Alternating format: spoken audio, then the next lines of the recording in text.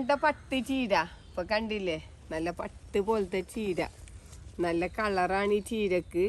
ഇപ്പൊ എല്ലാവരും ചോദിക്കുന്ന ചീരയുടെ പട്ട് ചീര എന്ന് പറഞ്ഞു കഴിഞ്ഞാല് ഇത് നമ്മുടെ നട്ട് കഴിഞ്ഞാൽ കാണാൻ തന്നെ നല്ല ഭംഗിയാണ്. ഇത് കൂട്ടത്തോടെ നട്ട് കഴിഞ്ഞ് കഴിഞ്ഞാല് അപ്പൊ നല്ല ടേസ്റ്റി ആയിട്ടുള്ള ചീരയുമാണ് ഈ പട്ട് ചീര.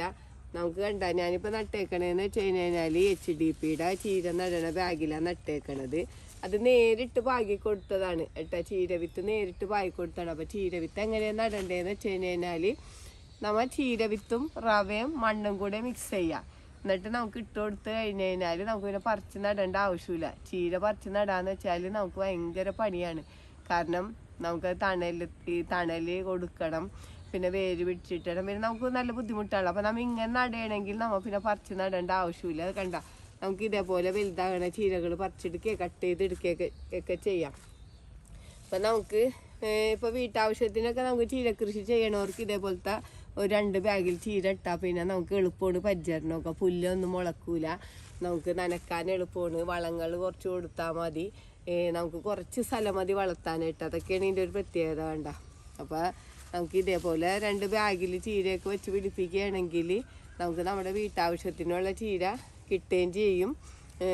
പിന്നെ നമുക്കിപ്പോൾ ചീരയൊക്കെ നടേണ്ട സമയമാണ് കേട്ടോ. ഇപ്പോൾ ചീര നടേണ്ട സമയമാണ്. കാരണം ഇപ്പം നല്ല വെയിലാണ്, നമ്മൾ നനച്ച് കൊടുത്താൽ മതി. ചീരക്ക് ചീര നടേണ്ട ഒരു സമയമാണ് ഈ സമയം എന്ന് പറഞ്ഞു കഴിഞ്ഞാൽ.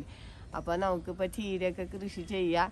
പിന്നെ ചീര നിങ്ങൾക്കറിയാലോ, ഏറ്റവും കൂടുതൽ മരുന്നടിച്ച് വന്നത് ഇലക്കറികളിലാണ്. അപ്പോൾ നമുക്ക് നമ്മുടെ വീട്ടിൽ തന്നെ വിഷമില്ലാത്ത ചീരയൊക്കെ കഴിക്കണമെങ്കിൽ നമ്മൾ തന്നെ കൃഷി ചെയ്യണം. അപ്പോൾ ഈ ചീരയൊക്കെ നട്ടാലെന്ന് വെച്ചാൽ നമ്മുടെ വീട്ടിൽ നല്ലൊരു ചെടി പോലെ വളർത്താം. ഇത് നമുക്ക് ചട്ടിയിലൊക്കെ വെച്ച് കഴിഞ്ഞാൽ നല്ല ഭംഗിയായിരിക്കുള്ളൂ. നമുക്കൊരു മുറ്റത്ത് നട്ട് വളർത്താൻ പറ്റിയ ചീരയാണ് ഈ പട്ടുചീര എന്ന് പറഞ്ഞു കഴിഞ്ഞാൽ. അപ്പോൾ ഇതിൻ്റെ വിത്തുകളൊക്കെ നമുക്കിത് മേടിക്കാൻ കിട്ടും. അപ്പോൾ വിത്തുകളൊക്കെ മേടിച്ച് എല്ലാവരും കൃഷി ചെയ്യണം. പിന്നെ പൊതുവേ ചീരക്ക് വന്നത് ഇലപ്പുള്ളി രോഗമൊക്കെ പോലത്തെ അസുഖങ്ങളാണ് വന്നത്. പിന്നെ വരും ഈ പുഴുക്കേട് വരും. അപ്പോൾ നമ്മൾ കാന്താരി മുളകും വെളുത്തുള്ളിയും കൂടെ മിക്സിയിലിട്ട് അടിച്ചിട്ടൊന്ന് സ്പ്രേ ചെയ്ത് കൊടുക്കുക. പിന്നെ വളങ്ങളായിട്ടെന്ന് പറഞ്ഞാൽ നമുക്ക് പച്ചച്ചാണകൂല നേർപ്പിച്ച് ഒഴിച്ചു കൊടുത്താൽ നല്ല ഗ്രോത്ത് ആയിരിക്കുള്ളൂ. അതേപോലെ ഗോമൂത്രം നേർപ്പിച്ച് ഒഴിച്ചു കൊടുത്തു കഴിഞ്ഞാൽ ചീര പെട്ടെന്ന് വളർന്നു കിട്ടും. പിന്നെ അടിവളമായിട്ട് നമുക്ക് ചാണകപ്പൊടി, വേറെ ഒന്നും ഞാൻ ഇട്ടിട്ടില്ല, ചാണകപ്പൊടി മാത്രമേ ഇട്ടിട്ടുള്ളൂ. അടിവളമായിട്ട് നമ്മുടെ വീട്ടിലുള്ള ഏത് വളം വേണമെങ്കിലും ഇടാം. കമ്പോസ്റ്റ് വളങ്ങളോ ചാണകപ്പൊടിയോ മണ്ണിര കമ്പോസ്റ്റ് ഏത് വളം വേണമെങ്കിലും നിങ്ങൾക്ക് ഇടാം. എന്നിട്ട് ചീര പാകി കൊടുത്തിട്ട് പിന്നെ നമുക്ക് ഡെയിലി നനച്ച് കൊടുക്കണം കേട്ടോ. ചീരക്ക് നല്ല സൂര്യപ്രകാശമുള്ള സ്ഥലത്ത് കൃഷി ചെയ്യുക. ഇത്ര മാത്രമൊക്കെ ചെയ്താൽ തന്നെ നമുക്ക് നമ്മുടെ വീട്ടിലേക്ക് ആവശ്യമുള്ള ചീര ഫ്രഷായിട്ട് നമുക്ക് അരിഞ്ഞെടുത്ത് ഉപയോഗിക്കാം.